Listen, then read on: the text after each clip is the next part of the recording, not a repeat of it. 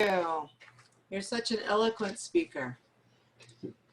All right. So let me go ahead and start by welcoming everyone to tonight's session.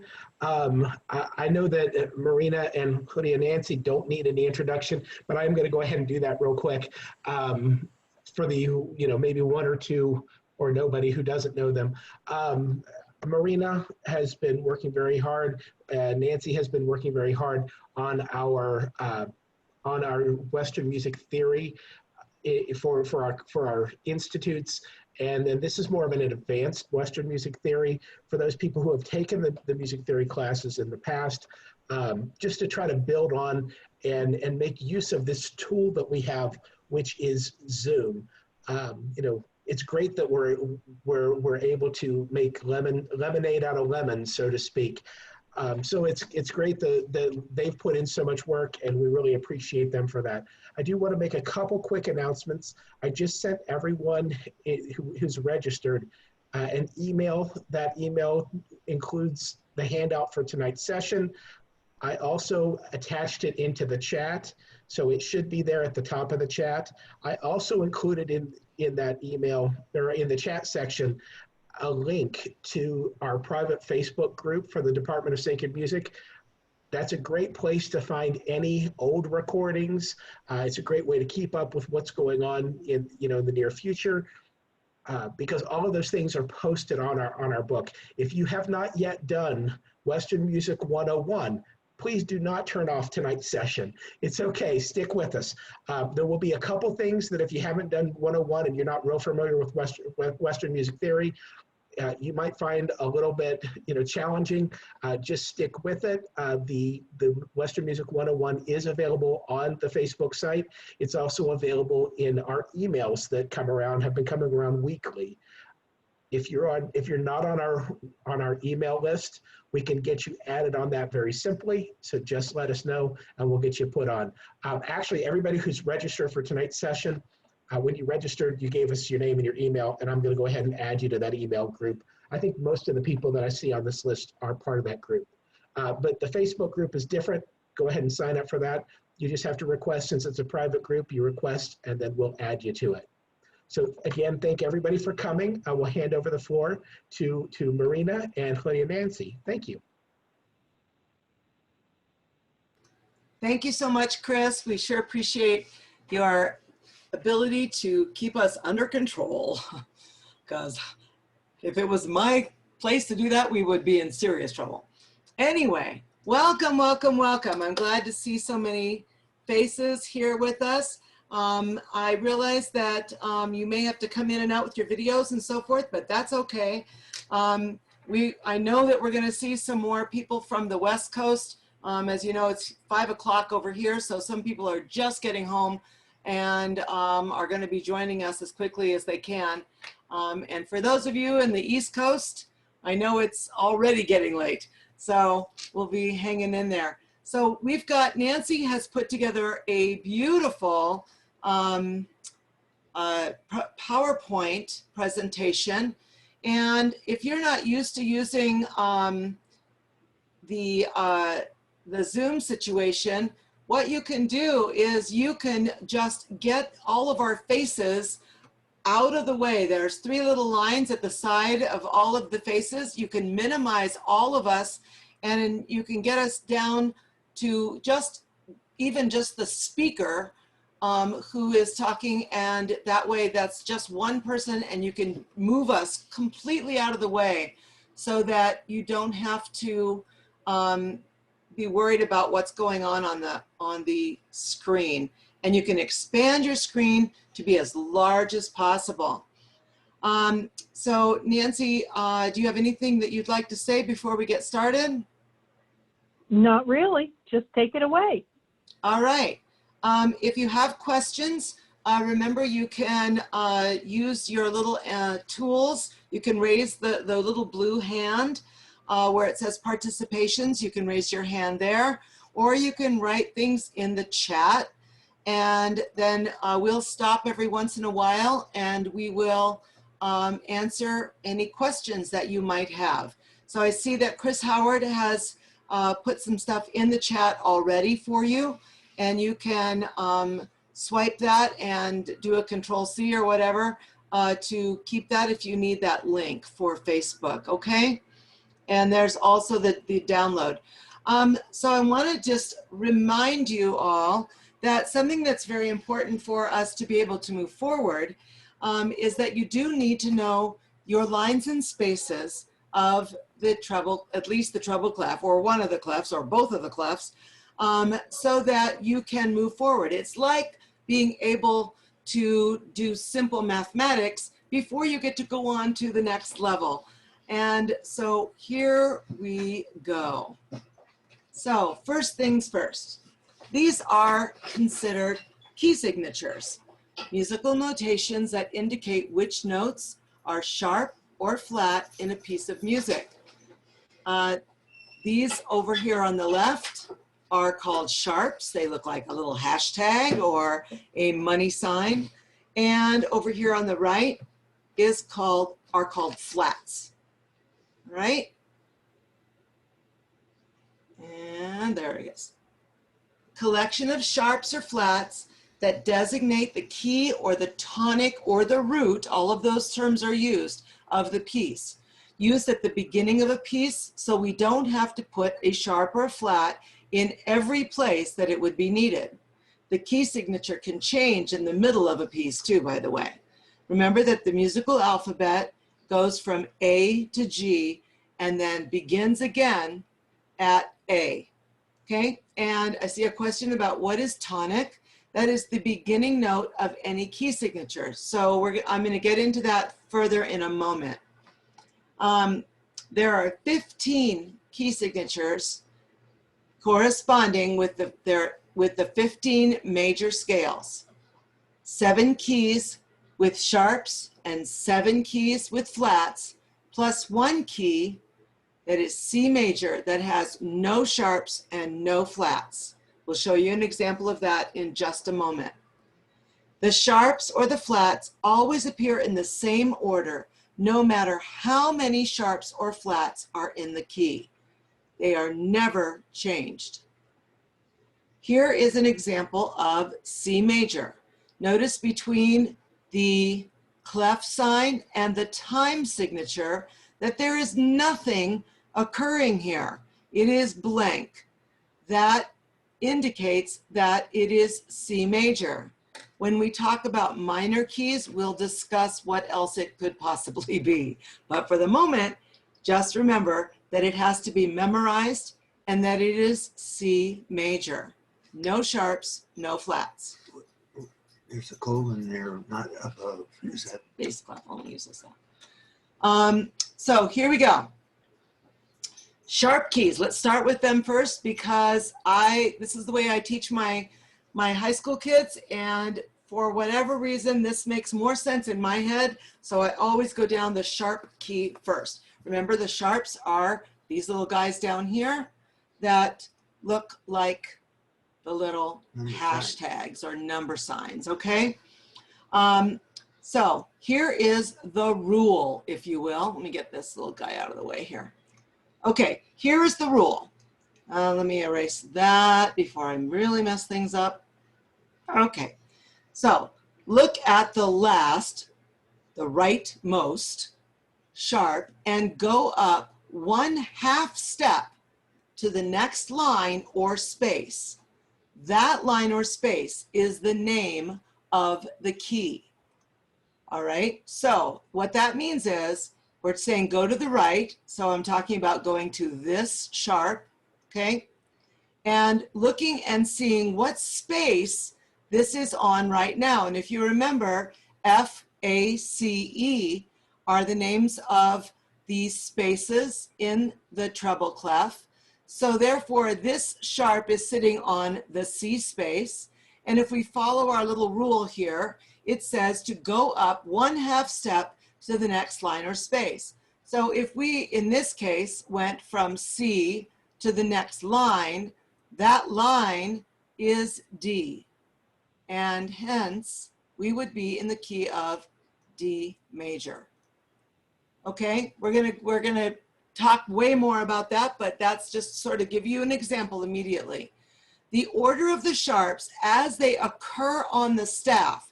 And this means when they are all there, because you can have 1 sharp, 2, 3, 4, 5, 6, 7. They are F, C, G, D, A, E, and B. Well, that's kind of an odd combination of letters and sort of hard to remember a pattern. So, of course, we come up with a little sentence that is, Father Charles goes down and eats breakfast. Okay, not the most poetic thing, but it works. So that is, of course, using the first letter of each of these words creates the different sharps that we have. All right, and let's move forward. All right, so Commonly here, known as a mnemonic device. thank you very much. I can never, ever remember what that is. Let me erase all my little markings here. All right, so beautifully, this is set up. Now we just have the keyboard here for you because some people are more keyboard oriented, if you will. Maybe you had keyboard as a child, or it just makes more sense to you. If you are not familiar with the keyboard, you can totally ignore it at this point because you don't need to worry about it. So here we have in the first, this is, and remember we said earlier that these sharps are always in the same place. Remember we said father, and you'll notice that the sharp is on the line. It is directly written on the line, and this is the F line. Remember, every good boy does fine, right? So this is on the line, and therefore is our F for father. All right, now notice we have a double line here, meaning that this stands alone. Now if we were to do our little rule that we had in the previous page, we said go to the last sharp. Well, that's pretty easy. In this case, there's only 1 sharp, right? Go to the last sharp and go up to the next line or space. So that puts us right here. Now, that isn't sort of a line or space really, but it is a space. So if we have every good boy does fine, the very next line space above that is G. So therefore, this is G major. All right. And we've gone from the F up one liner space, and that gets us to G major. Okay, now let's go over here to the second one right here. And you'll notice that that F is being put in again. This, if we really wanted to make you rethink this, we could have put in a treble clef after each double bar, but that's unnecessary. I just want to point that out. This is like starting over each time. So we have our F again, that stands for our father. And then we're going to add the C. And notice that this C is on the 3rd space, F-A-C. And following our rule, we would just take that C, and there's our C, and we go up to the next line or space, which is right here. And that line or space is every good boy does. And so therefore this key is D major. Notice that I'm using capital letters when I'm typing this in. We want to refer to capitals as for major. So when you're talking about a major key, you want to use capital letters. The D stands for the key, the M stands for the word major, okay? So I'm gonna ask somebody else now. This is actually a little bit of a tricky one. So if you go now to the third one, third measure, can somebody tell me, please, you can just turn on your mic, tell me what the name of this space is right here where this sharp is sitting. Who can tell me what the name of that space is? G. G, beautiful. And notice it also follows our little mnemonic thing, right? So here's the G. Indeed, it is G. Thank you for whoever said that. I can't see anybody right now. And so that is a G. And so following our rule, going up to the next line or space, this is kind of weird now because now we're sort of up in the air, right? If that's G, and don't forget our musical alphabet, oops, sorry, that was pretty messy, this is where it would sort of be here. Who knows what we would be doing now? We're going up to the next line or space. A major? Yeah, good job, Danya. Excellent job. It is indeed A major. Good deal. All right, perfect. Good deal. All right, are y'all getting the gist of this? All right, so now we go on to our fourth measure, and we have Father Charles goes, and this is what? D, down. And if you look at your lines, every good boy does, right? So there it is. And we're going to go up to our next line or space. Would somebody like to tell me what that you think this key would be at this point? E major. Say again. E major. You got it. Very good job. So we are at E major here. Good job. So we just went up to the next line or space, and voila, we have E major. Okay, Father Charles goes down, and look at there, second space, it's an A. We are on the A. So who knows what the answer is here? Can someone tell me? B major. Beautiful. Good job, Rita. B major. Excellent. Okay, here we go. Father Charles goes down and eats. Now, I am going to warn you, this could be a trick question. You're still going to follow the same rules, but there's going to be a little hitch to this answer. Somebody give it a try. What do you think it's going to be? F sharp major. You are so smart. Rita, tell me how you came up with that answer. So if we go, you have the last one to the right, which is E, right? Yes. One. And then if we go according to the rules, we go one step and a half, and it's going to be F. But if Yes. we say F major has to be flat B. And here there's no flat B. Great. That is exactly right. But if you didn't know, Rita, that one flat is the key of F major, how else would you have known that this was supposed to be F sharp major? Because the first is sharp, is F sharp, yes. There you go. We sharped that F way back here with Father, right? So that line, that F line already got a sharp on it. So consequently, this has to be F sharp major. Excellent. And here's our last, yes. Can I just add one more point?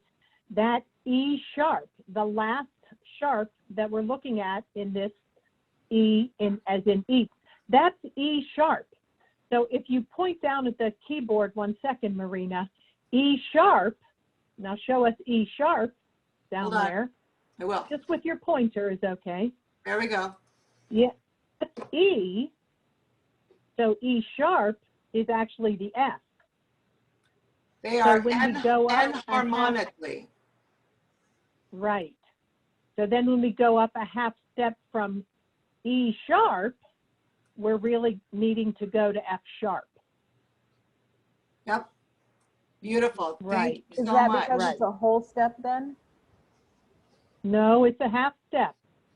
It's a half step from E sharp because the key has an E sharp in it already. Yeah, so if you imagine that this note right here where I'm pointing is E. Everyone agrees on that, right? And if you say E sharp, you have to go up a half step to make it E sharp, right? Which would actually be here. So if you were taking E sharp and then going up a half step, you would be on F sharp. So don't be too confused by this, but those are all true statements.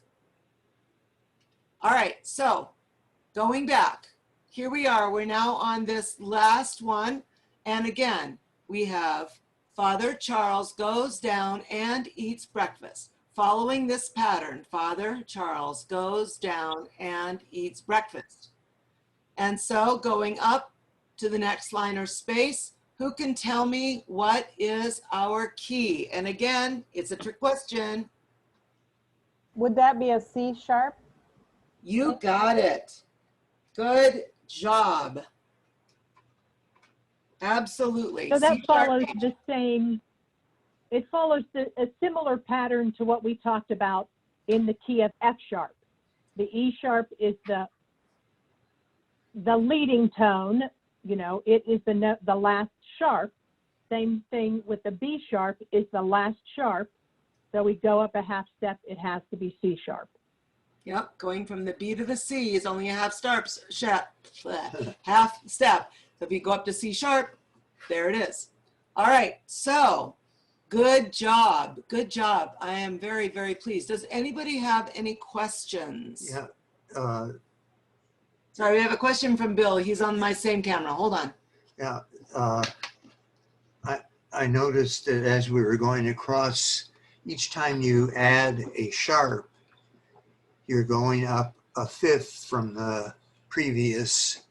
So it's like a cycle of fifths each. Well, it's actually, if you look, what Bill's saying is that if you look at the order of the sharps as how they are occurring on the step, and we actually talk about that in one of our next things, is that there's a specific pattern. It's down a fourth and then up a fifth, down a fourth, up a fifth, down a fourth. You go to the very last one, it's easiest to see. Down 4, up 5, down 4. Now the reason that this one is down again is they don't want it to be hanging out up here above the staff. So they do another down a fourth, up a fifth, down a fourth. So you're right, absolutely, Bill. It is a total pattern. All right, so maybe we should stop for a minute. Does anybody have any questions about the sharp keys? Anyone have any questions? Want to raise your hands or just ask a question? You can talk about it in the chat or you can just raise your hand if you like. Is this all making sense? All right. Danya, did you want to say something? I see you flipping. Yeah, I have a question. When we talked about a half step, we go from the E to the half step would be the F. So if we go up to F sharp, isn't that a whole step? From E it is. You are correct. But if you That's recall, what I was asking about earlier, was if it was a whole step from E to an F sharp. oh, yes, yes, you are correct. You are correct in that. Absolutely. Sorry, we misunderstood your question. All right, anybody else have any questions? Anyone else? Is anybody completely lost? So Marina, just real quick, so the rule is to go up a half step from the furthest right sharp or a whole step? If you just remember this, go to the next line or space. Don't get your brain confused about half steps and whole steps. It's not worth the effort. Just go to the next line or space. If there happens to be a sharp on it previously, then you have to call the key F sharp major or C sharp major. But you'll notice that there's only 2 of them that actually do that, right? Just the last 2. So when you say that it's already a sharp previously, are you looking at it as if it's one continuous piece of music that's changing keys in every section, or? Yes. Okay. Once that key signature is in place, that stands for the whole piece of music, unless in the music itself, it decides to tell you to change it with using a natural or telling you to change that sharp that was in the beginning. Because once that is established, that's what it wants to be throughout. Okay, so if we didn't have all those other things that were taken up already, would that still be how a C sharp major would be written and an E sharp major? I don't think I understand the question. I'm sorry. Say it again. Say it one more time.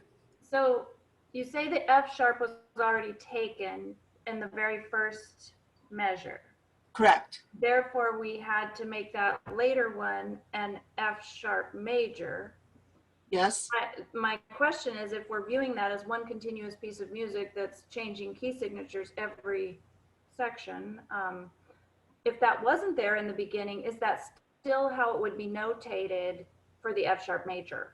If that Always. first one was not there? It has to be there, because that progression that we showed you, all of that, as you add one on, the other ones stay in place. They never change. They never change. You always have to start with Father and Charlie, and like that. They have to progress one after the other. Okay, thank you. Okay. But you'll never see music like that line. No, no, no. You would never see it. You would never see a song written like that ever. It would just be one of them. It could change. It could change. You could get 3 measures in, and then they might stick another key signature in with you. That actually happens. But okay. All right, so let's take a little gander now at flat keys. All right. You got to change your mindset here now. We have a different set of rules, okay? Different set of rules. So I want to get back up to moving you guys out of the way a little bit so I can get the full screen. There we are. Okay, now, key signatures, flats. Flat keys, how to determine the key. So this is like the rule, just like it was for sharps, right? Look at the second to last flat from the right. So going from the right, backing up to the second to last flat, the line or the space that the flat is sitting on is the key. So we are backing up. Here's the last one. Back up to here. And whatever that line or space is the name of the key. So in this case, this is the D line. Every good boy does. So this indeed is D flat major. Now, the reason I had to write a flat in there, like the sharps, we didn't have to write the sharp into the word until the very end. But now we have to write in the flat because, oh yeah, there is a flat on the line, right? It's really there. So we have to recognize the fact that there is a flat on the line that we are looking at. So this is D flat major. All right? So that's what that's about. Okay, now the names of the flat keys are the mirror image of the sharps. So remember, just go backwards with me for a second. Father Charlie goes down and eats breakfast, right? That's the sharps. Okay, those are our sharps. Backwards.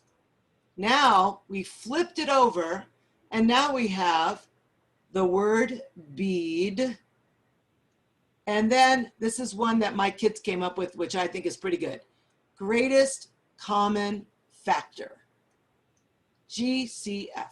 It is Father Charlie goes down and eats breakfast, mirror image, flipped it upside down, and voila, we have the same thing. The key with one flat on a B, on the B line, has no rule, just like the C major had no rule. You simply have to memorize this as F major. And we'll show you this in just a second on the next page. Okay, any questions about this? Okay, well, we're going to go into an explanation so you'll be able to see what we're talking about. Okay, we're going to move on to the next page. All right, so remember our rule. The rule is go to the second to the last flat, right? Now, again, There's no rule for the first one. It is simply, remember that, and I just went through this today with my kids. Okay, I'm just gonna type this in real quick. Okay, so these are flats, which look like a little B, right? Sort of. I know there's a way to make those, but I don't have time for that. Okay, these are flats. The word flat starts with F. And so, one flat is, is F major. You want to make that a 1. Oh, thank you for that. Okay, so I just wrote that in really quick. These are flats. The word flat starts with the word F. One flat is F major. But don't forget that the one flat is on the B line. All right? So we have here F major. One flat is F major. Okay? No trick, memorize it. Okay? Because obviously our rule for going to the second to last flat simply does not work. Right? So if I was playing that, would I play a B, whatever, with that, if it hit that line, would I play a B flat? Yes. If you were going to start, let's look down here on the keyboard. If you were going to play a major scale, you would be starting on, because we're in the key of F, you'd start on F, right? So F, G, A, B flat, C, D, E, F. That would be a major scale played in the key of F major. I mean, yes. So listen for a second. I'm just going to play this really quick for you. Go, Bill. Time out. 1 second. I came unplugged. Okay, so it's a really great question, Danya. So if I was going to start on F, listen carefully, and I did not put the B flat in.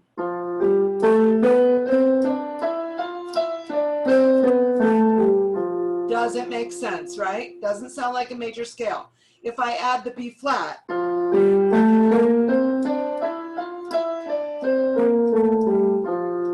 and that then goes back to our first class, which reminds us that the major scale is whole, whole, half, whole, whole, whole, whole, half. I may have said too many holes there. But anyway, that pattern has to be the same each time. So that's why, depending on where you're starting, if you have the F going from F to G, there's a whole, G to A, whole. There's the half, A to B flat, whole, whole, whole, and there's the last half step. So it always follows the same pattern. And these flats or sharps are going to let you create that whole, whole, half pattern by starting on the new pitch each time. Danya, does that answer your question?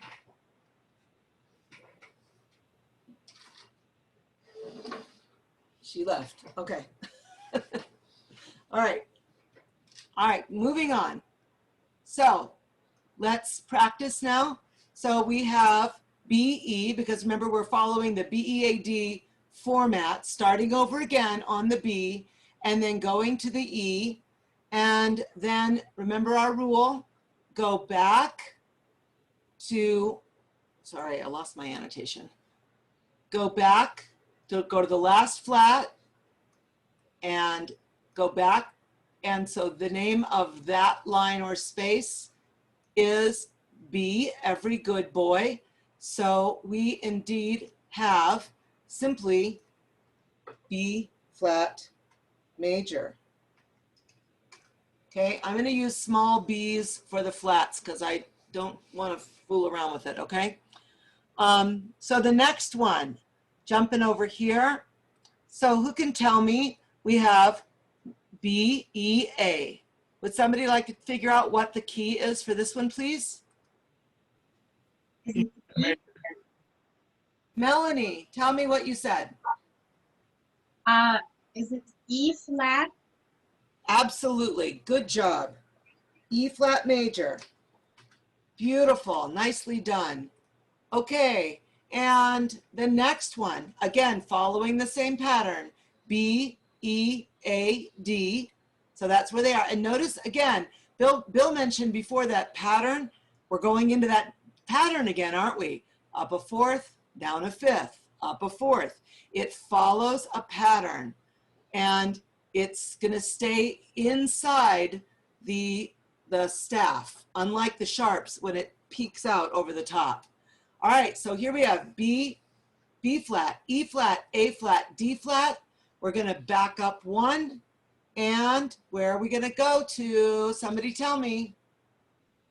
A flat major. Good, who said that? Rita. Hi, Rita. Thank Hi. you. All right, beautiful. Good job, you guys. Next one. All right, now here we have to add in our little extra. So we have B, E, A, D, and now we're going to add our G for greatest common factor, because that's the next one. We still do the same rule. Back up one. And somebody new, tell me the answer. D flat major. Steve, good job. D flat major. Thank you for that. All right, next one. B, E, A, D, greatest common. There's our C. And somebody new, give me the answer. What key are we in? C flat major. Okay, now be careful. Remember what the rule is. Got to back up one. So we did end on C flat, but we've got to remember that the rule is back up one and go back here. G flat major. There you go. Good job. Thank you. G flat major. Beautiful.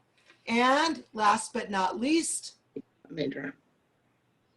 say it again, Jennifer. C flat major. Yeah, good job. C flat major. All right.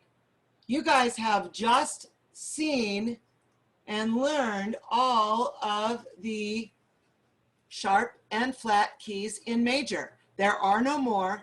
There are no less. This is it. These are all of them. Are these all going up a fourth? Up a fourth, down a fifth. Up a fourth, down a fifth. Each one. So if you look at the last one over here, we are looking at up a perfect fourth, down a fifth. Up a fourth, down a fifth. Up a fourth, down a fifth. They always follow that same pattern.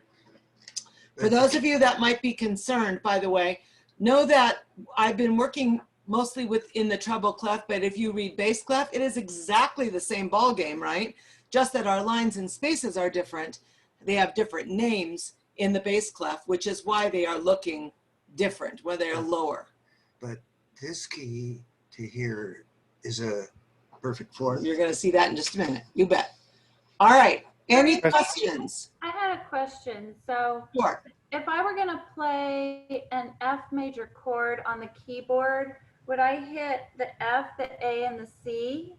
That would be a C major chord. You bet. FAC would be a C major chord. No, no. F major chord. Sorry. Oh, FAC. Yes. okay, thanks. Thirds apart. You bet.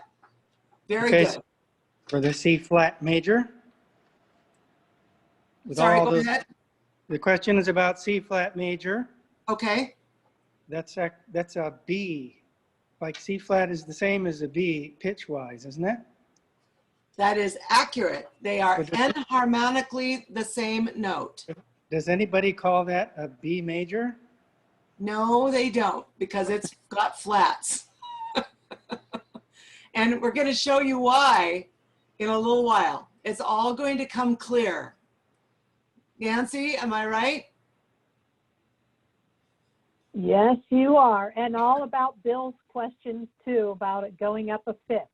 Yep, All that will become clear. you're gonna see coming up. Here we go. All right, oops, I forgot to erase everything, sorry. All right, so now we jump into the part that makes everybody nervous. Going from major to minor.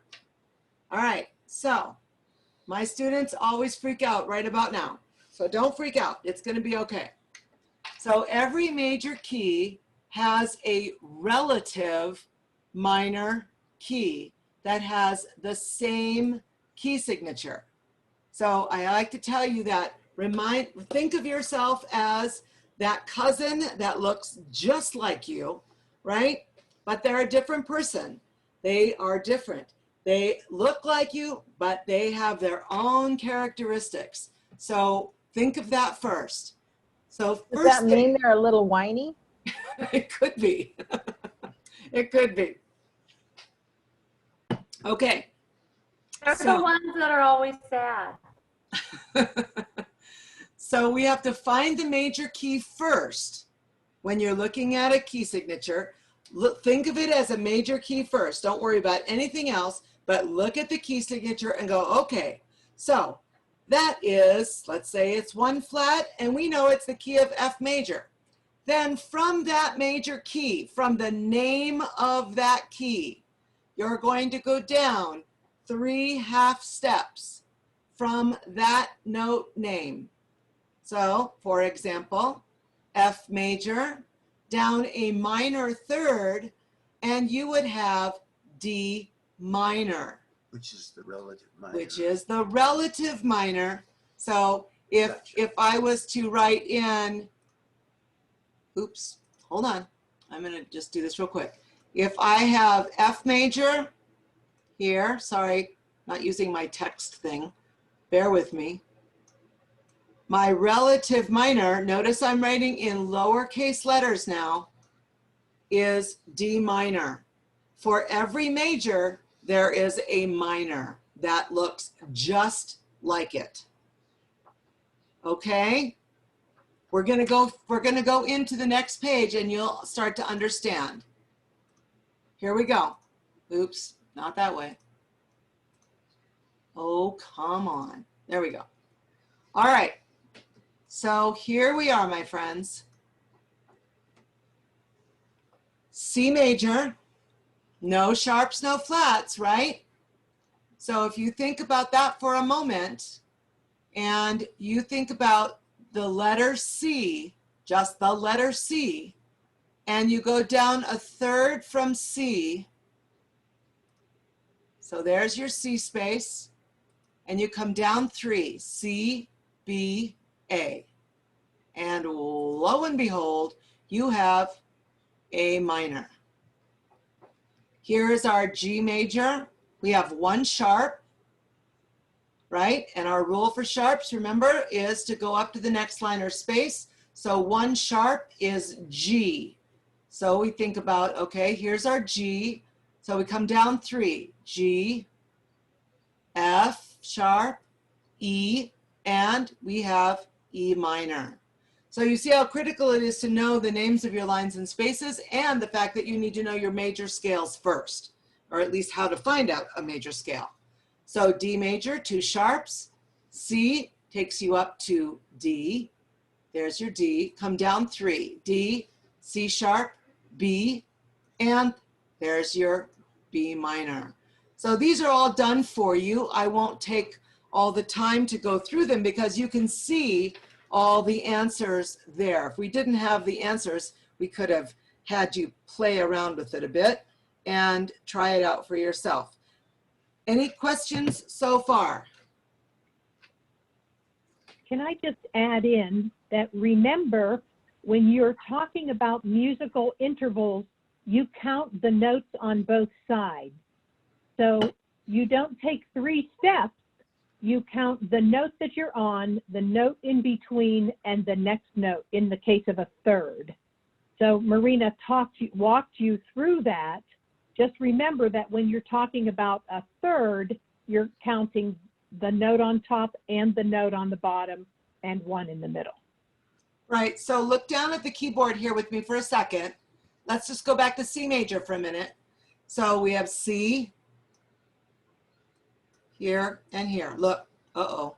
Uh-oh, what did I do? Help. Auntie, I don't know how to go backwards. There we go. I do now. All right, so C, this guy's in the way. So C, and then up one half step. All right, I'm going the wrong way. One, sorry, I have lost control of the ball. Okay, so C, B, and there's our A. Okay, one half step, two half steps, three half steps. All right, so exactly what Nancy said, moving from one letter to the next. All right, now we're gonna move forward. Maybe, stop, okay. So here are reminders that are being underlined in a weird way. All right, so no key signature, nothing in the middle between the clef sign and the time signature is C major or A minor. Simply have to memorize it. There's no great trick for that. So if it's a minor, then A minor, would that have to do, you would be an adult and that would be a minor? Yes, that's exactly right. Okay. And if you have one flat, again, no way to have a rule. You just have to simply memorize it.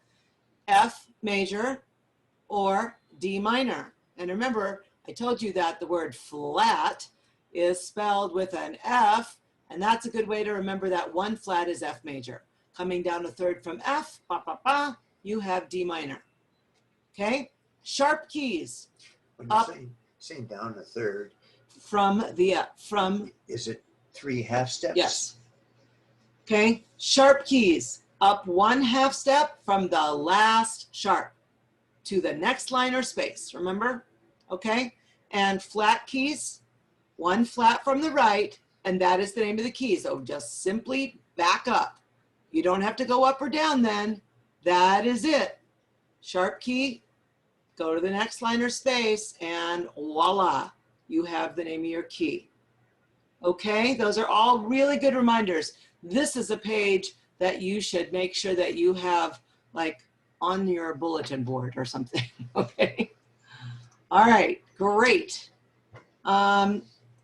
Let's move forward.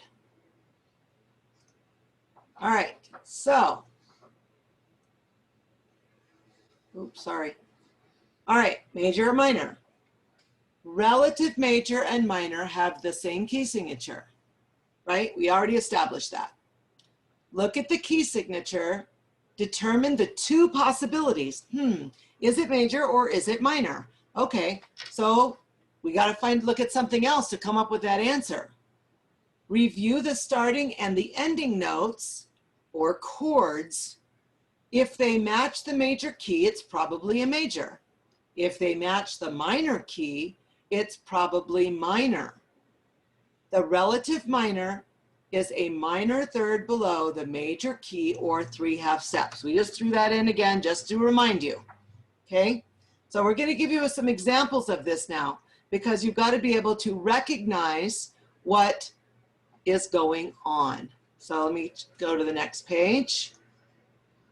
All right, here is an example of major versus minor. Now in a major key, so this looks like G major. Would everybody agree that this looks like G major? We just went through that, right? Here's our F sharp going up to the next line or space. It looks like G major. So we're going to call it G major. Now, this also looks like G major, but there's a big difference. If you look at this chord, it is built, if you're looking at the base, all cows eat grass. Here's your G, right? And this is a D, and this is a G, and this is a B. Well, a G major chord a G chord in G major is going to be built G, B, D. That would be a tonic chord or the beginning chord for that. So you would think, well, I see a G major chord here. I guess we're probably in major.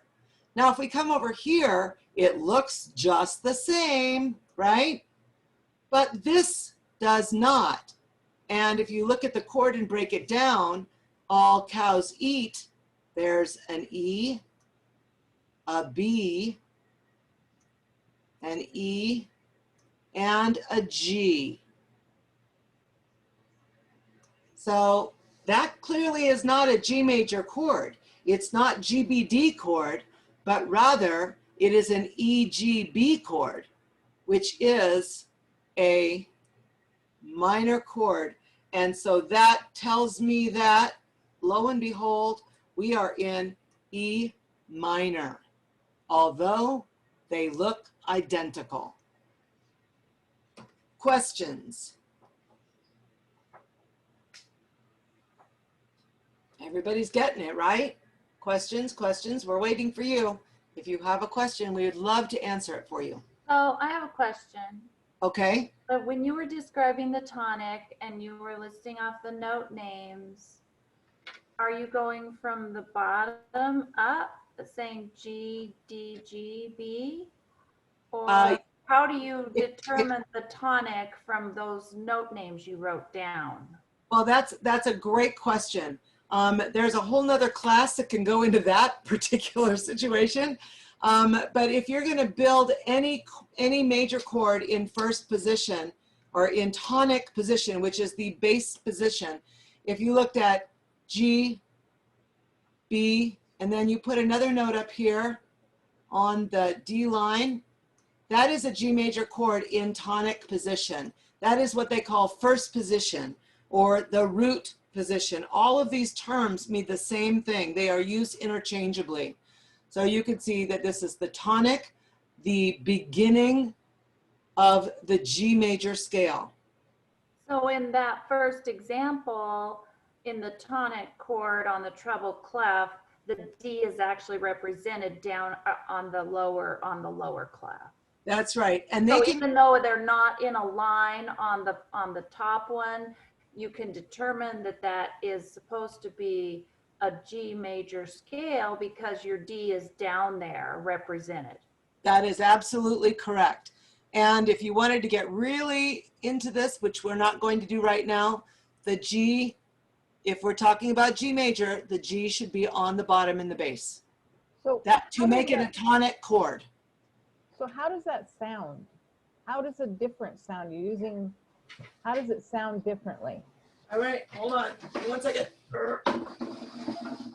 I'm sorry, I have this movable piano situation that's going on here. All right, so if I was going to play a G major scale, so here's G and a B, a D rather, G again. Okay, that sounds like a beautiful G major scale, right? And now, if I start on the E, now we have minor. All right, so it looks the same. And if we were to play a minor scale, if we were playing a G major scale, just the scale, playing G, A, B, C, D, E, F sharp. Okay, sounds like the major scale, just like we did with the F before. And now if I take my hands down a third and I start on E, I've got to make sure I add my F sharp in to make my minor third.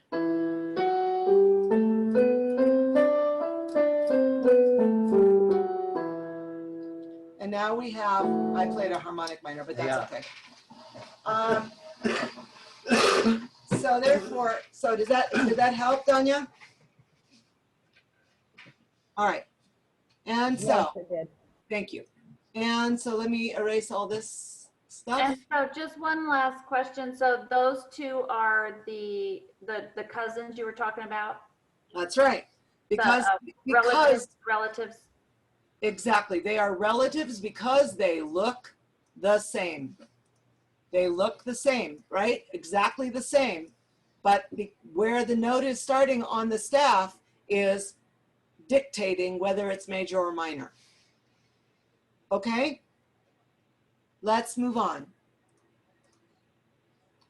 I always do that. All right, here's another example. Here we're back in F major. Remember, 1 flat, key of F, right? Now look at the chords. Here we have in the bass clef, good burritos don't fall apart, right? Here's an F. Okay, timeout, my thing's not working. Uh-oh, wait, ah! Page up, page up, page up. I'm trying. Okay, here we go. I hit the wrong There you button. Sorry about that. Okay, so here we have F,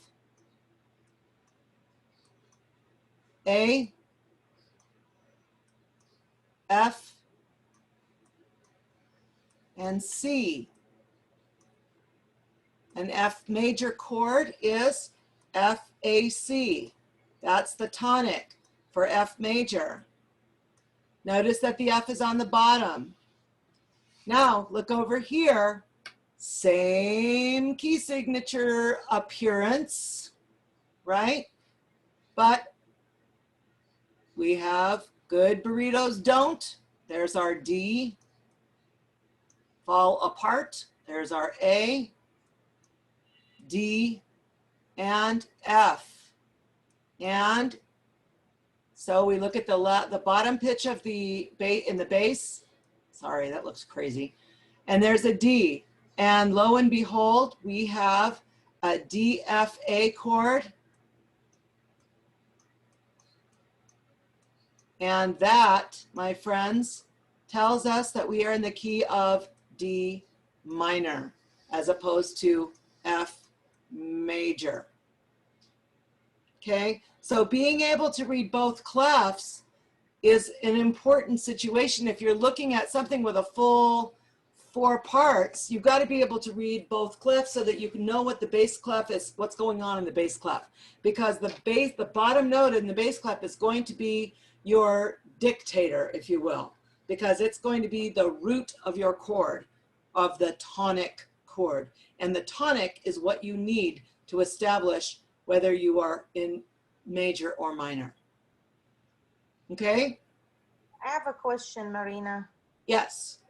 So in order to designate this is a major or a minor, in a piece of music, so the chords will be in the first sentence. Like, I'll give you an example. Yesterday, I was looking at the Cherubic hymn of Varankhas in B flat. It tells you either F major or like D minor, but it started with C. So hold that thought for about 2 more pages. Okay. Okay. But because it does not have to start Okay. on the chord. It does have to end on it. Okay. Unless it changes in the middle. Oh, man. This is kind of like learning English. You know, there's lots of rules. I So know. I have experience in that. all right. I have a question. Sure. So, I understand it's important to know if you're in a F major or D minor, but when you're singing those notes, as long as you sing the flat where the flats are, is that, I mean, do you really have to know what key you're in? What does it behoove you to know if you're singing those flats regardless? Well, that's a really fine question. I mean, if you have somebody else handing you the music, giving you the pitch, telling you that here's the first pitch that you need, then yeah, as long as you're following all the information that's on the page, you're actually fine, right? But if you're taking up a piece of music and you don't have anybody else to guide you, or you want to share that piece of music with someone else, then you want to be able to say, oh, this piece of music is in a minor key. Therefore, that's a really different mindset than if I'm going to be singing something in major. Okay? So let's move forward. Here are some real life examples of major and minor. So somebody, let's see, somebody offer themselves up here for me, will you? Notice that this stays the same all the way across. So can somebody tell me what key do you suppose this is in? just jump in and I'll call on the first person I hear. G major. G major. Maya, good job. Maya, can you just walk me through how you came up with that answer? Because of the F sharp Yes. on the F. So And if what you else put did it you look there, at? you go the next space, which is G. So it's G major. Okay. And what then about the there music? is the G. The chord is G, D, and what's the rest? G, D, and then you have This is actually, B, this is the B B, down here. There you go. yeah, B, and the other one is B, G. So it's Good G, job. B, Yes. G, B, D, G. So it's G major. Right on. And again, Rita was asking about what if it doesn't start, but this one starts and ends the same way. So it is clearly in G major, right? Maybe I should put it up here. G major. Okay, sorry about the ugly writing. Okay, somebody take a look at this one for me now. What key are we in now? Don't be shy. We're all cheerleaders here. Okay, who said that? Sean, Hey, Sean, what key did you say? E minor. Why? Tell me how you came up with it. Well, based on what you did the second ago, I just decided I'm only going to look for the tonic and the dominant. So I only have to look for two things. That is exactly right. So there's an E and then Yep. an A below it. And so it's like, okay, that probably, and with the key signature makes that E minor. You got it. You came to that conclusion in a very mathematical way. Good job. So are you saying that if there's two E's, it's an E minor? No, that is not necessarily the case. That can happen, but it does not have to happen. But there does need to be one, and it usually is there. What was he saying about the dominant and the tonic helped him? That he was looking at the top part of the chord, that the dominant is, again, this is another class. The dominant of G major and of the dominant to the minor is G major. Okay, we'll have to go into another time. We're gonna get ourselves into trouble if we go down that road. All right, so let's move forward. Well, that's just the relative major to this. Yeah. All right, and sorry, got to get my mouse working here. Did I change? No. There. Okay, here we go. Let's take a look at these. These are out of our choir books, or many of our choir books. Okay, somebody new.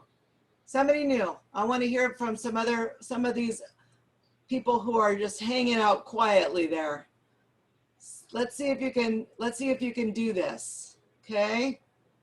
Mary Blue, what key do you suppose we are in up at the top here? It's F major. Can you tell me how you came up with that answer, please? Well, the tonic is F, and then it goes FAC to make the chord. Okay, great. Just recognize it. And you recognized it. No fair. Okay. All right, good job. Absolutely. And look at all of this ends over here. If you consider this as one song, if you will, okay, you've got your F major chord there. You've got your F major chord here. La, la, la, F major. Right. And one flat, remember, the word is spelled F-L-A-T, flat, right? Okay. I'll just keep driving that home. And what about this one down here? Christian, can you tell me what key we are in down below here? That looks like D minor. Tell me why. It has that, it's the same key signature as the F Okay. major, but when we look at the score, we see the F, the D, and the A, which forms that the minor scale. Okay, and always building from the bottom to the top to make it make total sense, right? There, because you always want to think about what that bass note is to kind of sock in what the key is. Okay, so there's your D, and if you look at it, you could D, F, A. Yeah, absolutely, great job, good job. And D is a third lower, right, than F. Okay, got that, everybody? Let's move forward. Mouse. All right.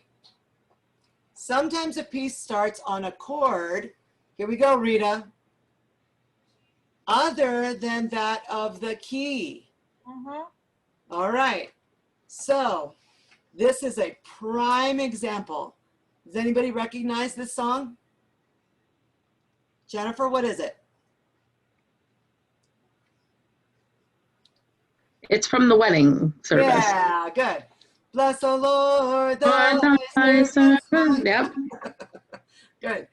All right, good job. So what key, by just looking here, Rita, let me come to you. Just by, I can't find my thing. By just coming here, just in this area, what key do you assume that this is in? C major, I would say. I think that is a beautiful guess. Now, this right here, have you ever heard of a pickup note?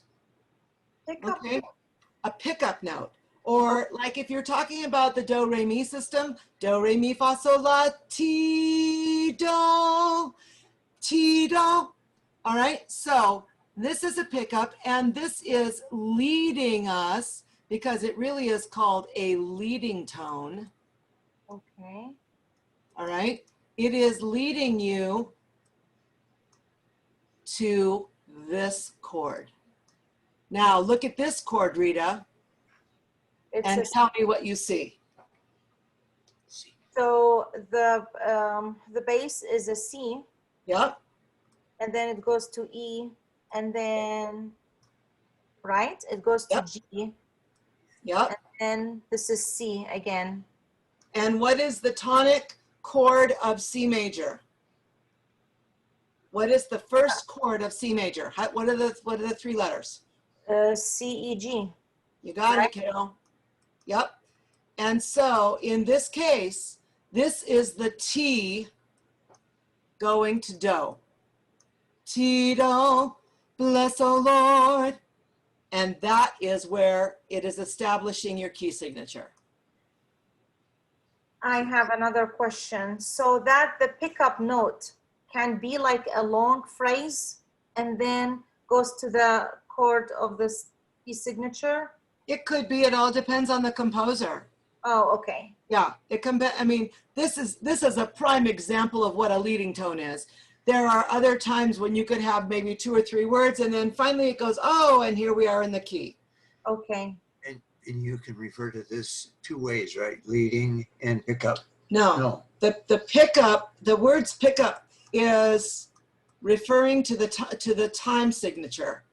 Okay, this is the 4th beat of the time signature. The leading tone is about the pitch going to the key signature. 2 different things completely. Nancy, you want to jump in? Am I making a mess of this? No. I wanted to address Rita's earlier question about the Varankhas cherubic hymn. So Okay. it starts on a C. That, if I'm thinking it's the one that starts with da da da da da, right? So it really doesn't land on the tonic chord until you get several notes in that example. So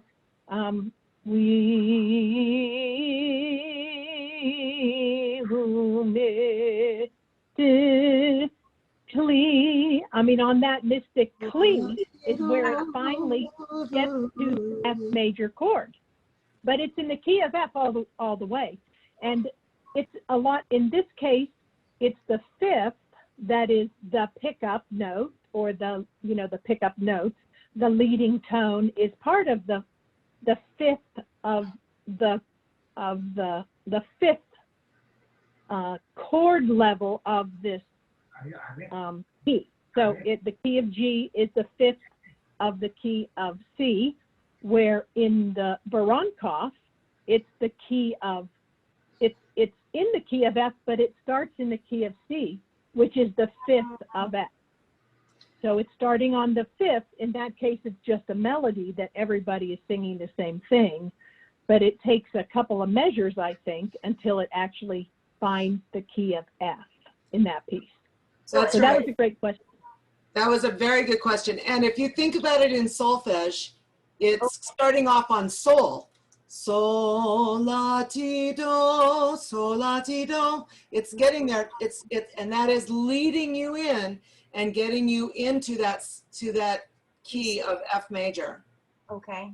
So it's starting on the C, which if you think about that, if an FAC chord is the third part of that chord, FAC, that's the fifth of the measure, right? The do, mi, sol, that's the five.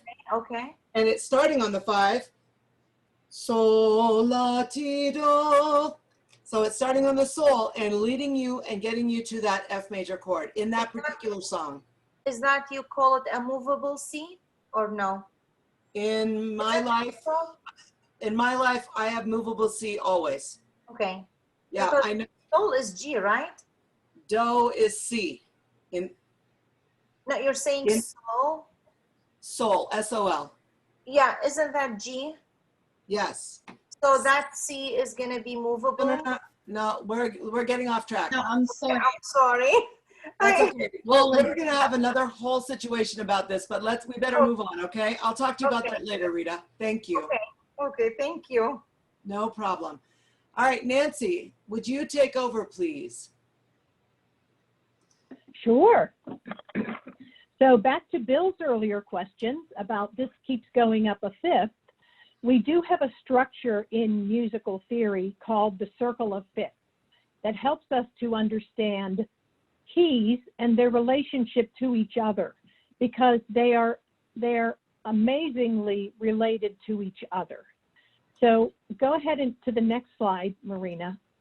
The circle of fifths has C at the top. And you may have seen this in a previous session of mine if you had seen that. Can you move that to the side? It's taking a second to disappear, sorry. Okay. So at the top is the key of C that, as we talked earlier, has no sharps or flats.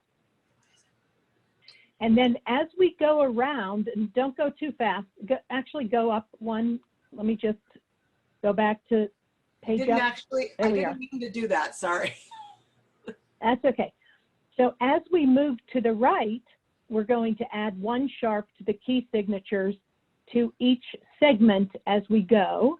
And as we move to the left, we will add one flat. So we'll start in the middle with C with no sharps or flats. Okay, hit it, Marina. So our first stop on the road of the circle of fifths is to the key of G, where we, as we've talked about already tonight, we add one sharp. And so from C to G is a fifth. So we have gone up a fifth from the C to the G. C, D, E, F, G. And remember, I said earlier, you count all of the notes when you're counting in intervals. C, D, E, F, G. So that's a fifth. And then we have G. It has one sharp. Now go up another fifth. G, A, B, C, D. Sorry, didn't warm up. So we have gone up another fifth from G, oh gosh, I can't even think, G, A, B, C, D. Okay, so now we have added a sharp going up a fifth, and now we're in the key of D. So we're going to add another, go up another fifth, and at the same time we will add another sharp. So we have gone from D to A, D, E, F, G, A, up a fifth, and now we have added the third sharp, which is G sharp, to the key of A. So if, you know, hopefully if you've seen the circle of fifths and been like, oh, my head's going to explode, this is like not making any sense, hopefully this sort of parsing it like this, and thank you to Maria Long, my daughter, for doing this kind of animated version of the circle of fifths so that we could talk about it piece by piece. So let's add another sharp, which is now the D sharp. Remember, we have Father Charles goes down and eats breakfast, right? So we are now to the down. We've added the D sharp, and we're now in the key of E because we went from A, B, C, D, E, a fifth, and now we're in the key of E. So we've gone from C to G to D to A to E, and each step of going up a fifth, we have added one sharp. Hit it, Marina.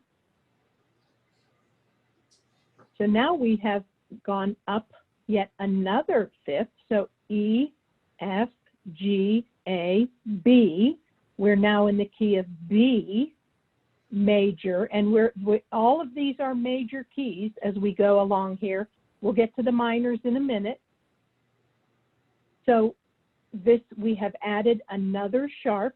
So Father Charles goes down and we're on and, where we've added the A sharp, and it's in the key of B.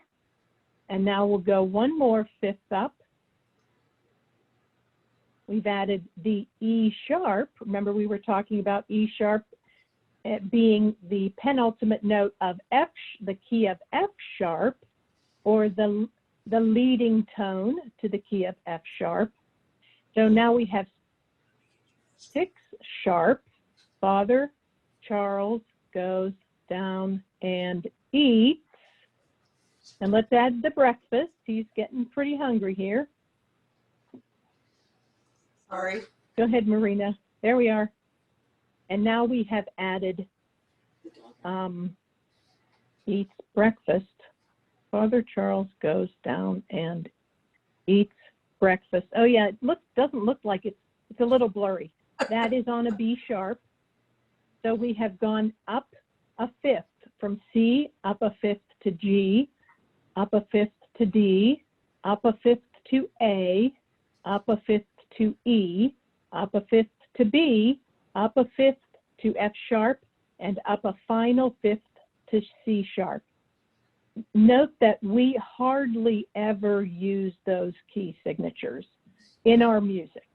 We hardly ever get to the bottom of the circle of fifths. Every now, I mean, I can think of one thing that's in the key of B, but I honestly can't think of anything that's in the key of C sharp or F sharp. So, so now we start back up at the top, and we're going to start back on C, and we're going to move to the left. And contrary to how we were moving before in going up a fifth, now we are going down a fifth. So let's see the next slide, Marina. So now we're going to go down a fifth, and each time we go down, we're going to add one flat. And you'll remember that that the word flat starts with F. So we know that if it's only one flat, we're in the key of F. And again, these are all major keys. Excuse me. Okay, let's go again. We're going down another fifth. And at the same time, we're adding another flat. So we had F with one flat, B flat, and now we have B flat with two flats, the B flat and the E flat. And remember what Marina was had taught you earlier. You go back one from the last flat, and that is the key. So in this case, we go back one, and that's the key, and it's the key of B flat. And now we're going to go down another fifth, okay? And here we are at the key of E flat. And you know, same thing, the last flat is an A flat. We go backwards one to the E flat, and that is the key. This is the key of E flat major with 3 flats. And go again. And now we have moved down a fifth on our keyboard from E flat down to A flat. And then we go again from the D flat, which is the last flat, go back one to this A flat, which tells us it is the key of A flat. And then we can go down another fifth. And now we see that we have 5 flats.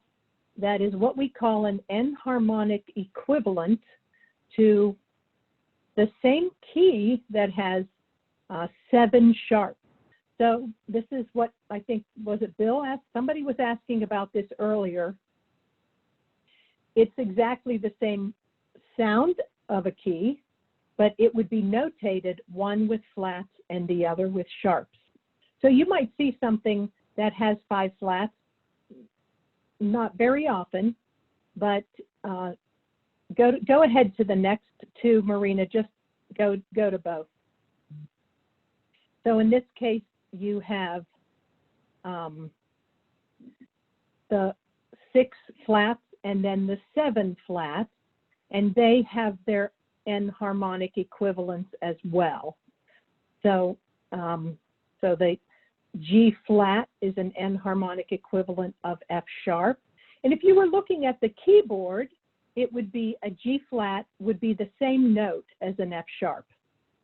And by the same token, moving to the right, the C flat is the same note as a B.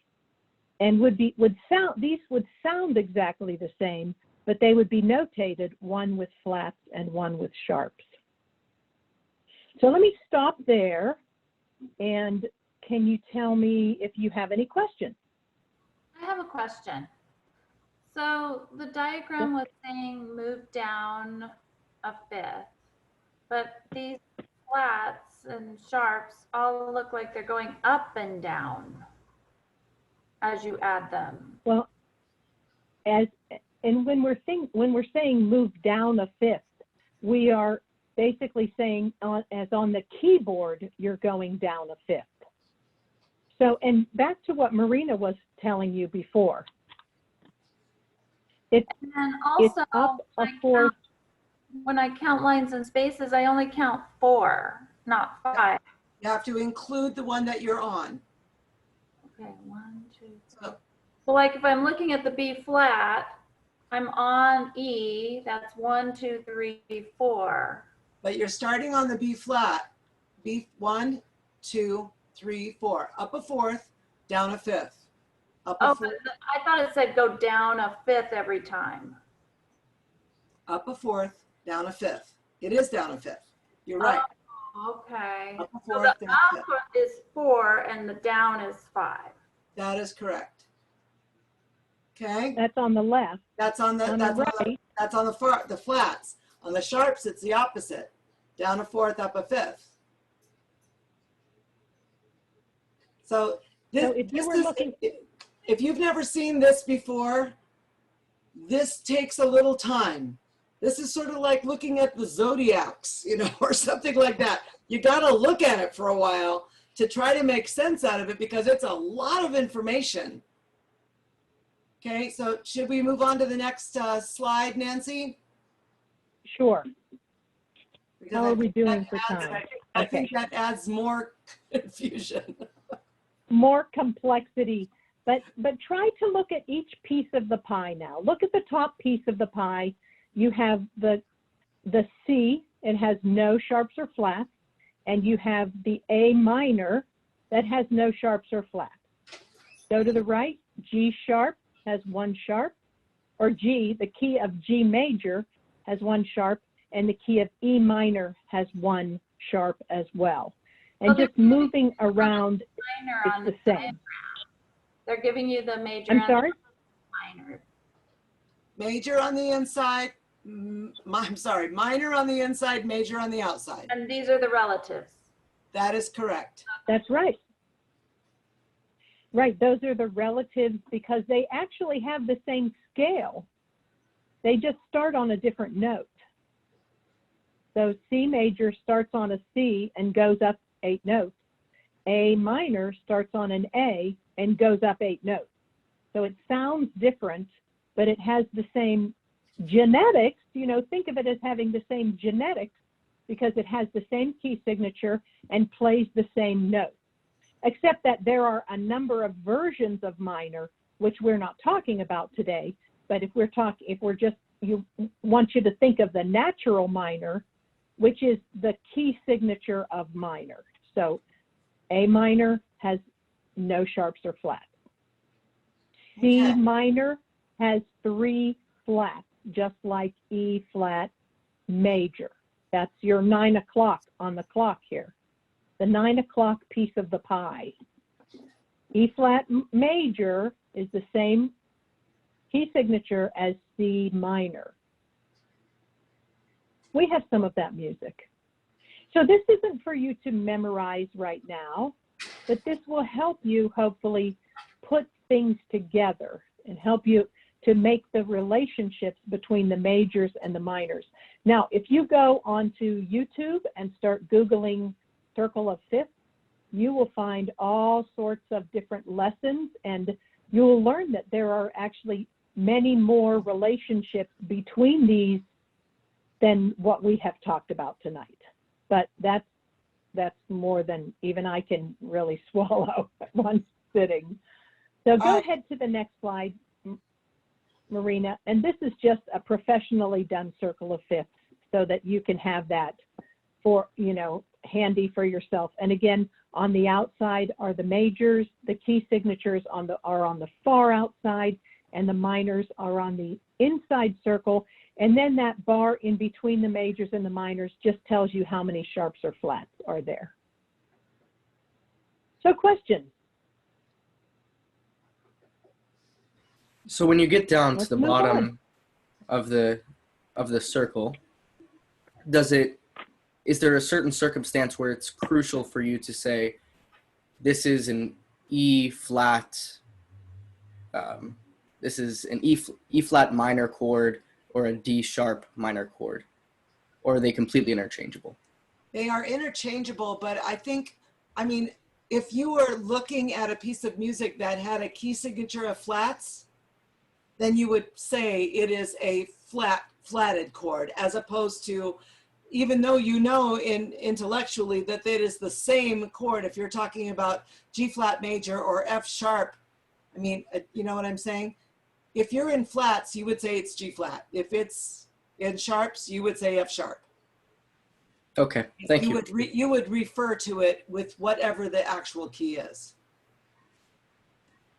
Okay? Otherwise, it doesn't matter. You can call it whatever you want. Okay? All right, any other questions?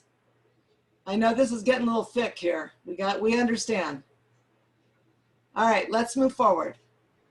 Okay, so we're gonna practice now. So get a good look at what's going on, get us out of the way so you can make this window as large as you possibly can, and get our faces up out of the way.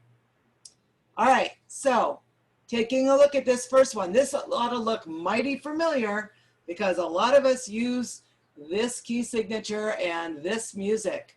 So Melanie, can you tell me what key we are in number 1, please? Okay, this is F major. We have,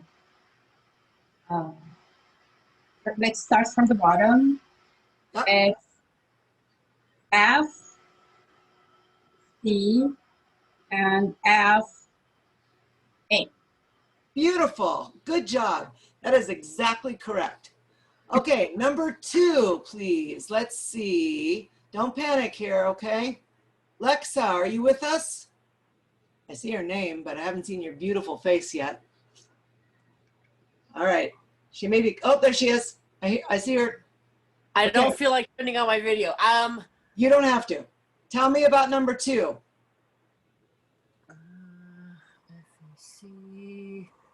C, D. All right. And now double check this. Does that line up with your decision? I'm having trouble with those notes because I'm still really bad at reading notes in bass class. Okay, so let me help you. So good burritos don't fall apart. Okay, so there's our D on the bottom.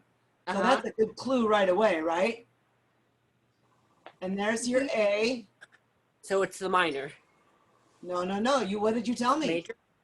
You told me it was D major. Oh. Right? You said it looks like D major, and lo and behold, that bass note is a D. Oh, got it. Okay. Yeah? Uh-huh. Good deal. Good job. Good job. Good job. Hey, Julie, are you with us? Hello? Julie, are you there? All right. What about Chris Howard? Are you studying? Or are you with us? Look at there. Everybody's like asleep. All right. I'm going to come back to the people I can see in that case. Jennifer, number 3. I knew you were going to do that to me. I would say D minor. You tell me how you came to that conclusion, please. So the one flat tells me that it's either F or D minor. Yeah. It helps that I know which song this is. So I know that it's in a minor. You're a cheater. But there's also a D in the chord, right? That bass clef is a D, right? That is correct. That kind of solidified it for me. Good job. But I knew it was a minor song. Good job. All right, nicely done. Hey, Steve, tell me about number 4. What key do you think this is in? I'm studying it right now. So. Okay, let's study it together. Talk it out. Okay. So let's go to the key signature first. Okay, go up 1 from the C, so it's a D. All right, good. So it's a possibility of being D major, right? Let's put that down first. The bottom clef is the D. Good. So it'd be a D major. You got it. That was exactly correct. Excellent job.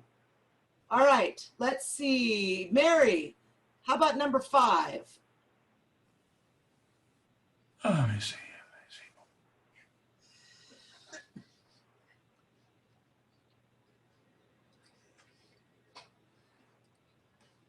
Mary, go ahead and turn on your mic, sweetie. I can't hear you. That's okay. There it is. Okay. Okay, talk me through it.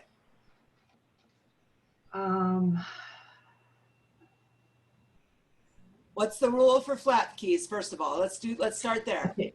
Then you would go to the one behind it. So okay, and what's the name of that? What's the name of that space? E. Good job. So I'm what's going to say E major. Well, except E flat. E flat major. Yeah, that's a girl. Good job. E flat major. Now check out your first chord. What is that chord? Is that an E flat major chord? No, I think it's a major. Right, E flat major, but is it Oh, E flat? yeah. It's like, yeah. I'm thinking too hard. It's too late. Yeah. Okay. So yeah, there's E flat, E flat, yeah, E, G. There it is. You got it. Good job, Mary. Good job. All right. Let's see. And hey, Melanie, are you there? Yes, I got the first one. I'm happy with it. So you're not going to help me out anymore. Is that what you're saying? Okay, fine. I'm lost. That's okay. All right, Sean, tell me number 6. Sean's going to save you. Okay, so the third flat in, because there's 4, is on A. All right. So, So if I it begin was with the assumption of A flat major. But then All I right. look at the chord, and I see that it has F and C right there that you're pointing. So relative minor for an A is F, and there's that 1-5 thing down there, so it's an F minor. Good job. Excellent job. So it's not A flat major. So why did he go to the third one instead of the second one in the beginning of his analysis? Sean, you want to answer that question? Yeah, so we're in the flats, so the second to last flat dictates what you're talking about. So since there are 4, I went to the third. That's all. He just thought about it a different way. Instead of going to the second to the last, you started from the front and went to the third one in. Right. Yep. That's his linear mathematical mind.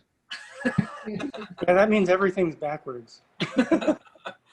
All right, that was That's excellent. what happens when you're an engineer and a mathematician. Yeah, really. All right, so let's go to the next one. Really good, you guys. You're doing a good job. Is this all making sense? Am I on the same page? I'm totally confused. There we go. Okay, Danya, number 7, please. You can do it. You can do it. She just left. She was like, went into another space. Where'd you go? I ran away from home. Oh, there you are. Okay, tell me what you see. So I see a B flat. That's B flat. Okay. And I'm not really good, and you changed me. All right, sorry. I was trying to. I'm not good at the lower clef, lower one. Okay. But That's okay. I'll help you. Remember, good burritos. That's the B.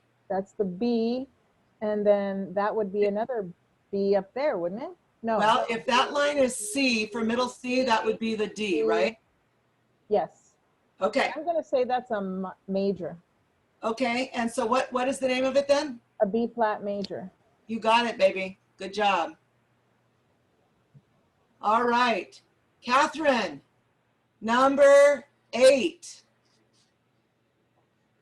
Okay, so the second to the last one is an E. Good job. Flat. So that would imply that it is an E flat key signature, but now I have to look at the bottom, right? Right, and but I don't have any notes. I have rest. That's okay. So go to these chords now. Now you're going to be missing some pieces, but you should be able to figure it out. So in the first chord, there's a C and a G. Yeah. In the second one, there's a D and a G. So why don't you jump over to the last one over here on the end. D. Uh-huh. Okay. So what do you surmise that this key is? If we were in, I gave you a hard one, I'm sorry. If we were in the key of E flat major, what is the tonic chord of E flat major? Would it be E? What is the chord? All 3 notes. E flat. We have E flat, G, B flat. Sorry, this is really messy. E flat, G, that's a G, I promise. B flat. Okay? And so that sort of doesn't work over here, does it? That would be the major E, the E minor, There's a C in this. What about that? So let's go back over to the key signature. What is the relative minor to E flat major? Come down a third from your E flat. Where do you go? So a third would be an A. From the E flat. What's a third lower than E flat? Start on the E flat. A B flat. No, a B. Actually C. Oh, okay. So E, D, C. Just think backwards in the alphabet. Okay. All right. So that takes us to C minor. Does that make more sense looking at this? Because a C minor chord is C, E, G, and you've got a C and an E there, and there's your G over there. This was kind of a hard one. That wasn't very fair. I apologize, but it is indeed C minor. Okay? This is a C minor key? This is in C minor. Oh. Okay. Because it's got all of the makings. So, C. so you don't even, so you can look at both clefs to get the pieces, but if you don't have that and it's like a rest, you can look all across too. Yeah. And in this case, we kind of highlighted, if you will, the first one and the last one to get you there. How because did you always want to look at the end. You want to always look at the end, where you're going. Because like we showed before, remember when Rita was saying, how come it doesn't start on the do?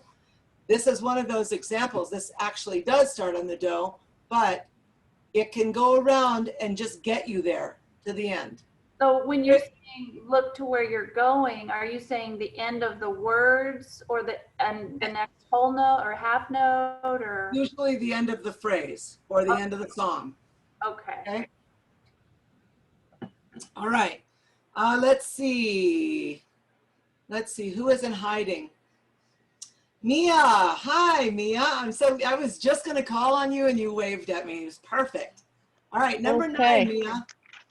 Maya. Maya, okay.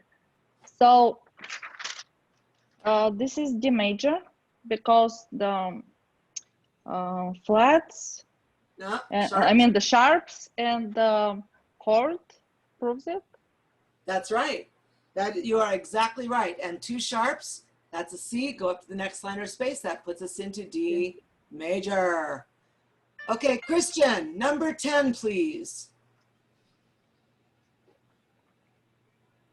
All right, so it's flats. So we move back 1, and the inside flat is an E. Good. So then that's an E flat major. Good. And but then we have the at the bottom there's an E and a B, another E and a G. And so it's actually gonna be the relative minor chord, Wait, why? No? Why? You just said E flat major, here's your E. Oh, because there's the E is the flat, it's already already flatted, it's in the key signature, right? Okay. Right E flat there. major. Final answer. There you go. Good job. All right, Rita, give us number 11. This one is all spread out, but some of our music is that way. Okay, so we go down for this one, the last one. Go to the last sharp. A and sharp. It's A sharp. Okay, and then what are you going to do? And I'm going to look from the bottom, from the bass. And Whoa. Time out. You forgot a step. Okay. In sharps, remember you have to go to the last sharp and go up to the next line or space. Yeah, I'm sorry. That's okay. Yeah. So what key, if we're in major, what key would this be then? Okay, so it's going to be, so this is the second sharp is the C. No, it's the D. I'm sorry. I'm so lost. Just give me a second. It's a B. Okay. It's a B. Okay, it's a B. You are correct. It is a B.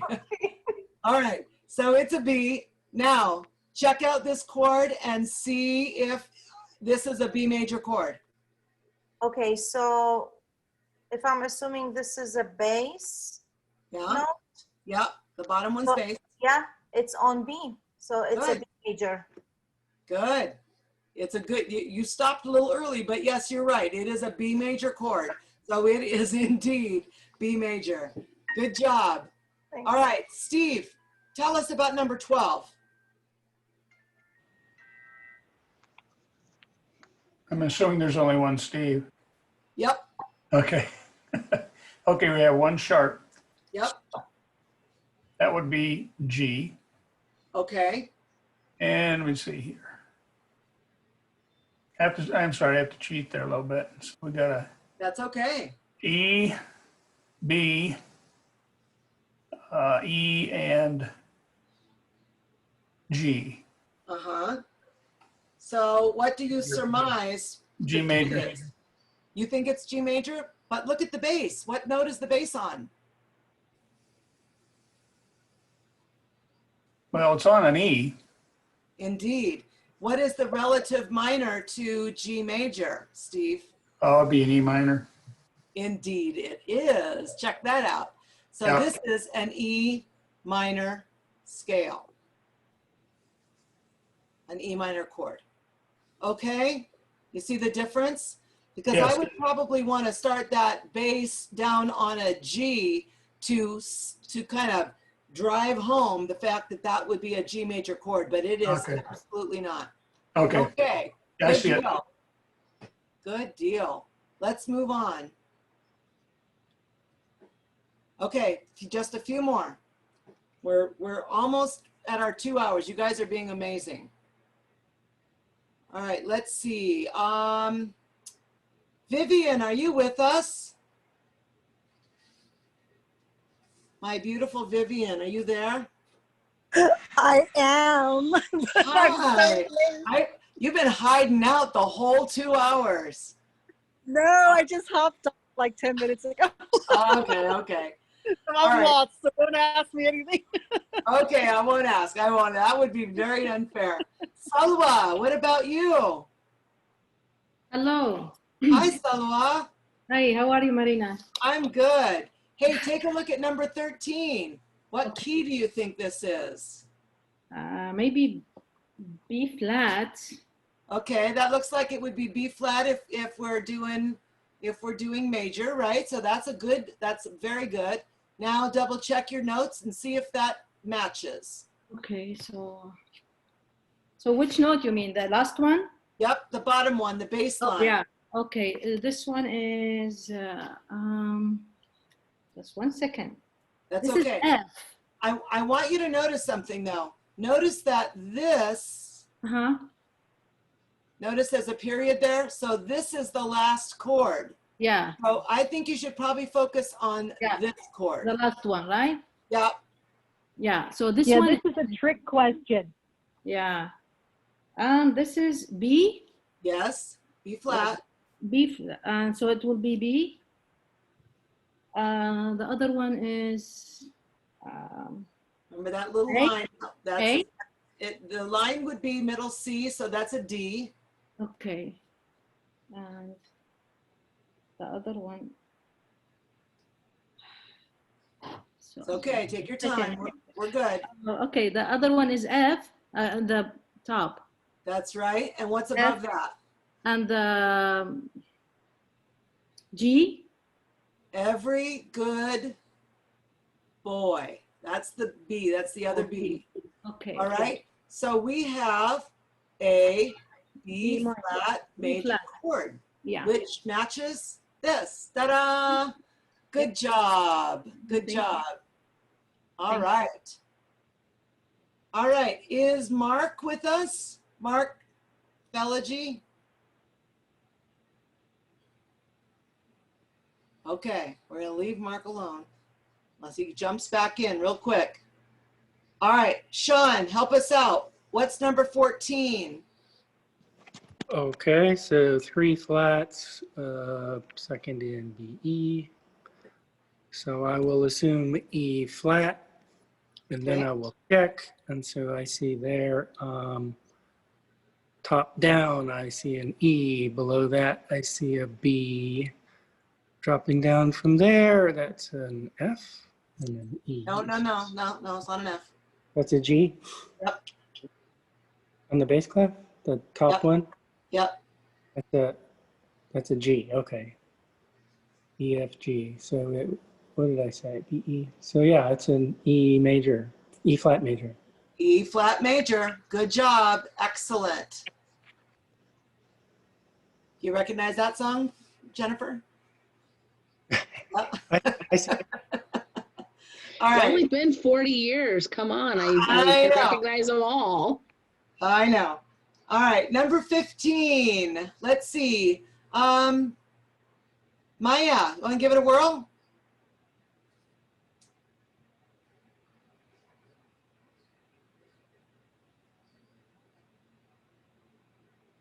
Turn on your mic, honey. I can't hear you. Sorry. That's okay. Okay, on first glance, it looks like a C major because of the F sharp. Wait. And Wait. What key did you say? Sorry. G major. G major, right on. From the first G glance. Correct. major, yeah. So Okay. then we look at the chords, which are I would look at the first E, chord.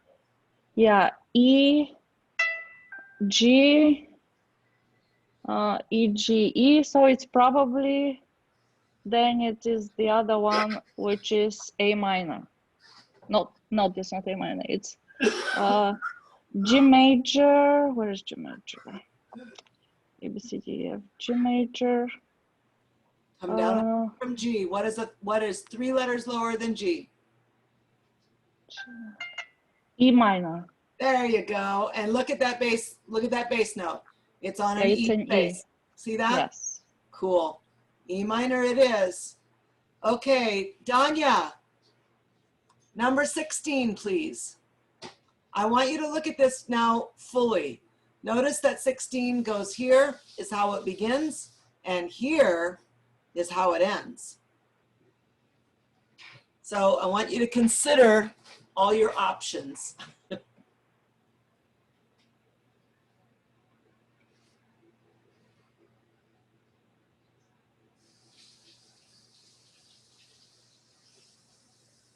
Turn on your mic so I can hear you. I'm looking at that. That's an E, and is that an E flat major? Or Well, no, probably not. All right, hang in there. You're doing a great job. Tell me about the key signature first. Walk me through the key signature. The key signature is E flat major. E flat major. You're right. And Okay. so then this first chord is not an E flat major chord, is it? No, but the ending one has an E right there. Yeah. That's an E right there. And then, let's see, say that again about burritos. The spaces are all cows eat grass. So that third All space cows is, eat, another E. yep, and a G. And a G. So you are absolutely correct when you said that it is in E flat major. But going back to like what Rita was asking, or Catherine. That one doesn't. Yeah, that could throw you off in a big hurry, couldn't it? Yeah. Okay, so you got to look at the end to see where you're headed. So that's why I started out at the end and then looked over at but that's where I started, was the end of it. Good plan, good plan. All right, Mary, will you tell us about number 17, please?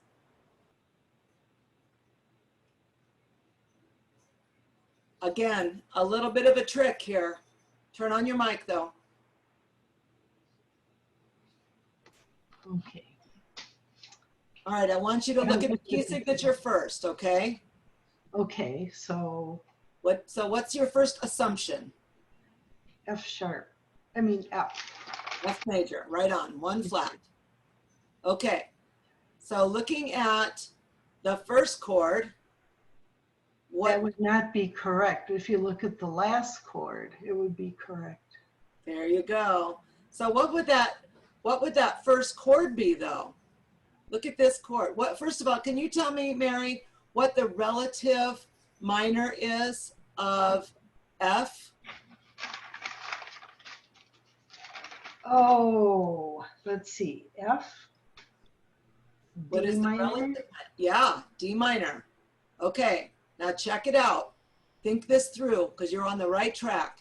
Look at this first chord and tell me what this first chord is. Can you spell it? It's D, F, A. Right. So D, F, A. Which would be a minor chord. Which would be a minor chord. And now look over here at the end chord and spell that one for me. F-A-C. Which is what? A major chord. Aha. So check that out. It starts off on a minor, in the minor chord, which is the relative to F major, and it ends up in the major key. Okay. Isn't that cool? Yes, it is. All right. So I think that I There's really... a lot of math in this. Well, you know, they always used to tell me, if you're good at music, you should be good at math. Well, that clearly is a lie. But anyhow, because I'm really bad at that. But good job. All right. Well, let me erase all of my little markings here. So Christian, what's on your shirt? It's driving me crazy. Oh, this is an old Project Mexico shirt back when they were 25 years young. This is yeah, down in Rosarito, Mexico. So I have bad news. We forgot to hit record. I No, just figured that out. Oh man. Yeah. Mine says. Mine says it's recording. Really? No, it's recording. It's recording. Oh, phew. I'm so glad. I was like, I oh recorded it, yeah. no, that is terrible. All right. So I the recording to get the answers, or will you provide the answers? I can totally do both, but we do have the recordings. All right, so Vin, I know it's already past time, so let me just speed through these. All right, so this looks like G major because it's got one sharp, but if you look at the chord, we've got an E here. So the relative of G major is E minor. So here we have E minor. Oops. Everyone agrees? Say yes. Okay. And here we have one sharp. Key would be G major, right? One sharp. And you look at the first chord here. Here's G, B, D, and G. So voila, G major. Here's another one. This is a stacked chord on with the men singing. Two sharps. Go to the last sharp. Go up to the next liner space. That would be D major. We look at this chord to make sure. Remember our good burritos don't fall apart routine. Here's G, B, D, F sharp, B, C, D. So it's in the wrong order. Oh no, it's in B. What is this? B minor. So this is in B minor.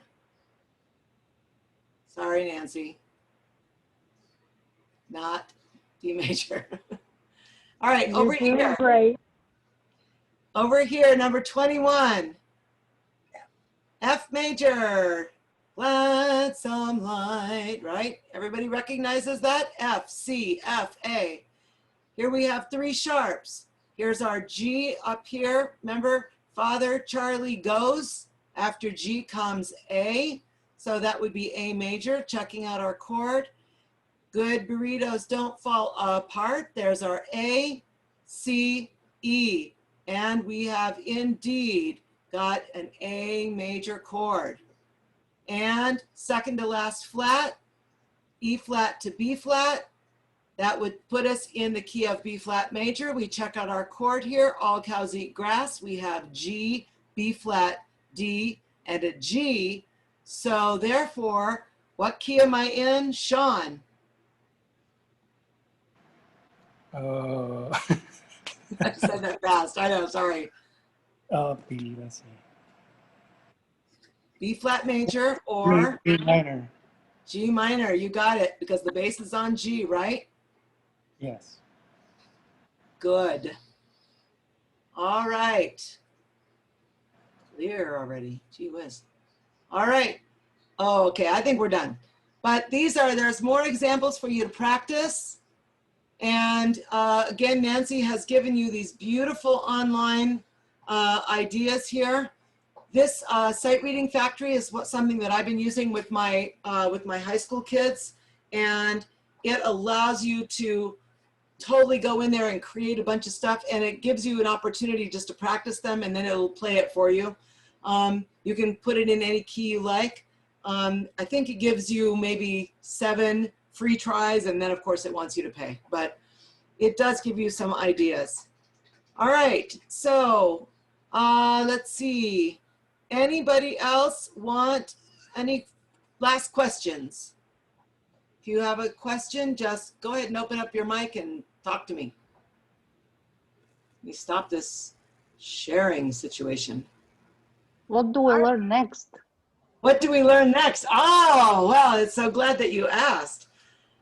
So we were talking about doing a solfege class, the do, re, mi, so that you can actually look at the music, know what the key is, and then be able to actually read the notes and figure out how to read the notes and apply the solfege to the music that you're learning. So that's, I think if we get any interest in that, we would be ready to teach a solfege class. I think that would be a lot of fun. I know that I'm gonna in fact, let me turn it over to Chris Howard for a second, and he can kind of tell you what's up next, okay? Yeah, thanks, Marina. So our fall schedule is fully built out. So this idea that Maria's talking about, plus a couple other ideas that have been thrown around, we're looking at doing maybe towards the spring, or maybe even waiting till next year. But I mean, we do have a ton of things that are already planned out. So we hope that you guys all can take advantage of those.